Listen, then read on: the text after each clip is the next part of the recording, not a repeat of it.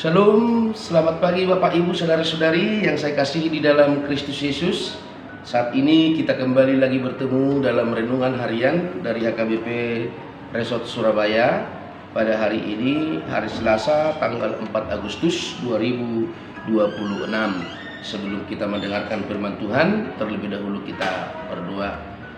Segala puji dan syukur kami panjatkan kehadirat-Mu Bapa di surga atas segala berkat-Mu yang kami terima hingga pada pagi hari ini Tuhan.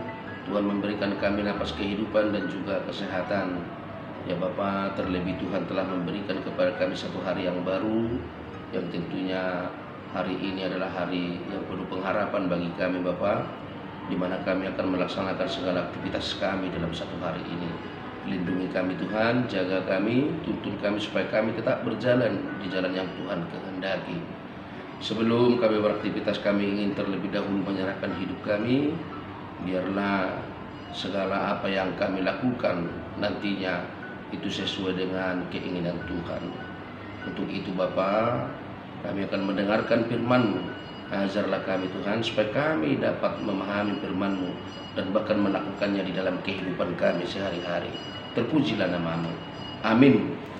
Bapak Ibu Saudara-saudari yang saya kasihi di dalam Kristus Yesus, firman Tuhan yang menyapa kita pada pagi hari ini tertulis di dalam kitab 2 Raja-Raja pasal 19 ayat 19. 2 Raja-Raja pasal 19 ayat 19. Demikian pembacaan firman Tuhan.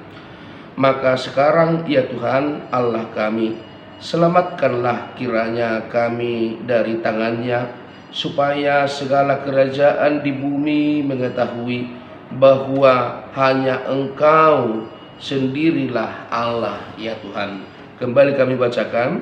Maka sekarang ya Tuhan Allah kami, selamatkanlah kiranya kami dari tangannya, supaya segala kerajaan di bumi mengetahui bahwa hanya Engkau sendirilah Allah ya Tuhan.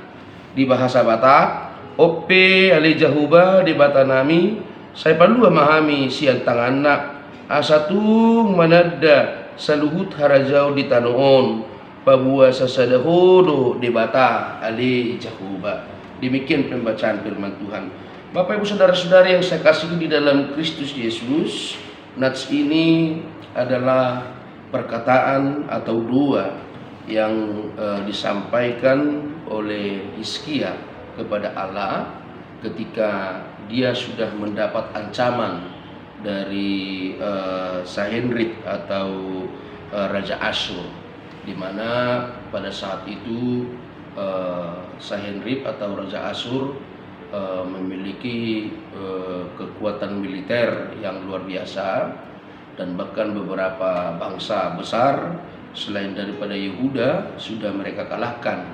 Dan setelah itu mereka berencana juga ingin menghancurkan Yerusalem, dan mereka mengirimkan surat kepada Hizkia supaya Hizkia diolok-olok.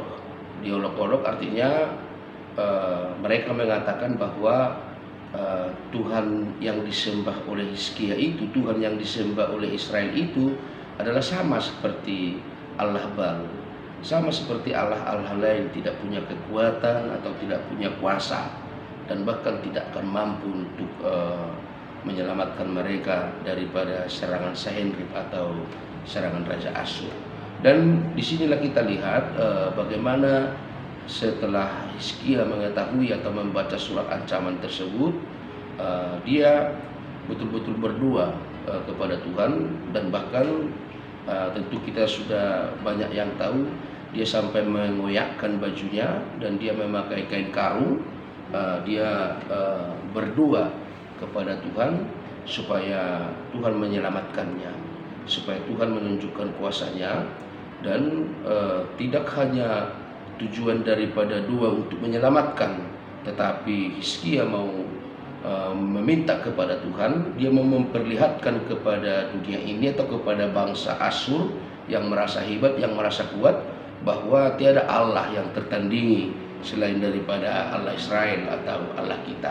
Di sini yang kita lihat isi nats ini Bapak Ibu Saudara-saudari, sehingga Hizkia memohon kiranya Engkau Tuhan melepaskan, kiranya sekarang, maka sekarang ya Tuhan Allah kami, selamatkanlah kiranya kami dari tangannya, supaya artinya doa itu memohon kepada Tuhan supaya bangsa-bangsa ini tahu, atau bahkan supaya Sanherib atau Raja Asyur tahu bahwa Tuhan yang disembah Hizkia, Tuhan yang disembah oleh Yahudi, Tuhan yang disembah oleh Israel itu adalah betul-betul Tuhan yang berdaulat atas seluruh bumi ini, atas seluruh dunia ini.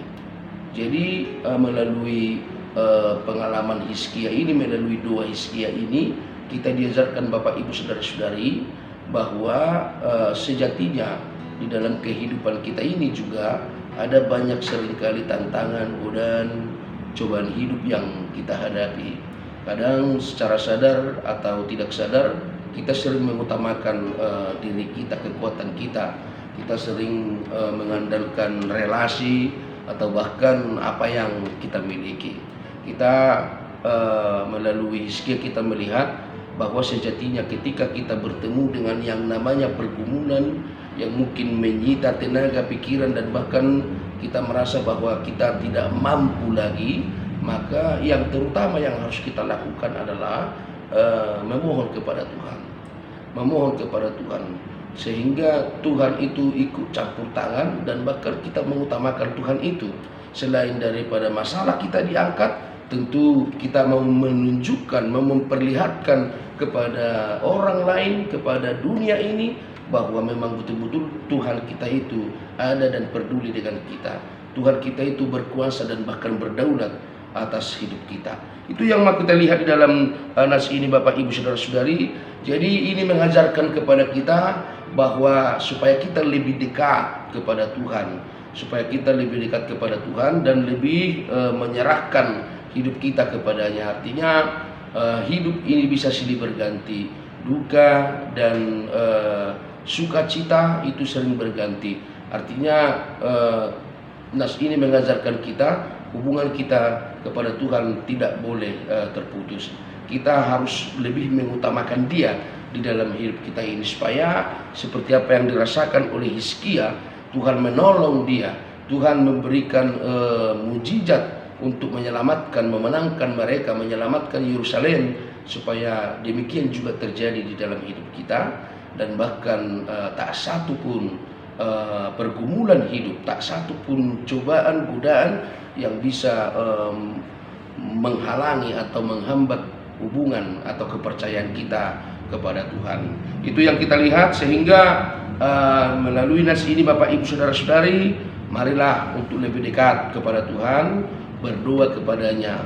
Hubungan kita yang dalam dengan Tuhan itu kan terlihat dari seberapa sering, seberapa jauh kita berdoa, memanjatkan doa kita, menyampaikan permohonan kita kepada Tuhan.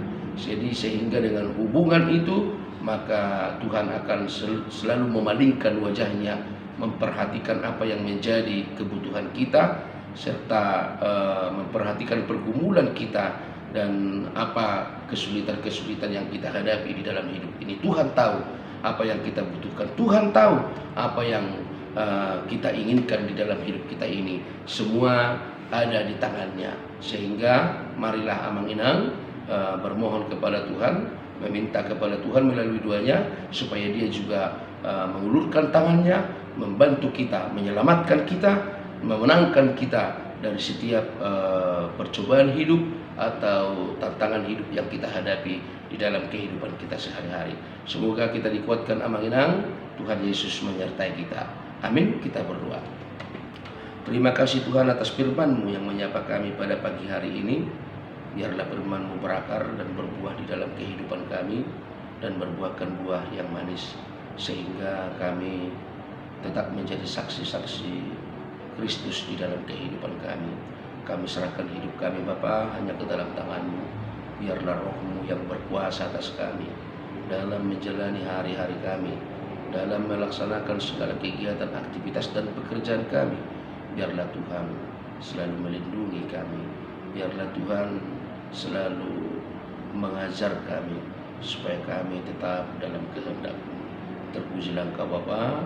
Kami yakin dan percaya tiada yang mustahil bagi-Mu. Kami serahkan hidup kami hanya ke dalam tangan pengasihan-Mu. Di dalam Kristus Yesus kami berdoa.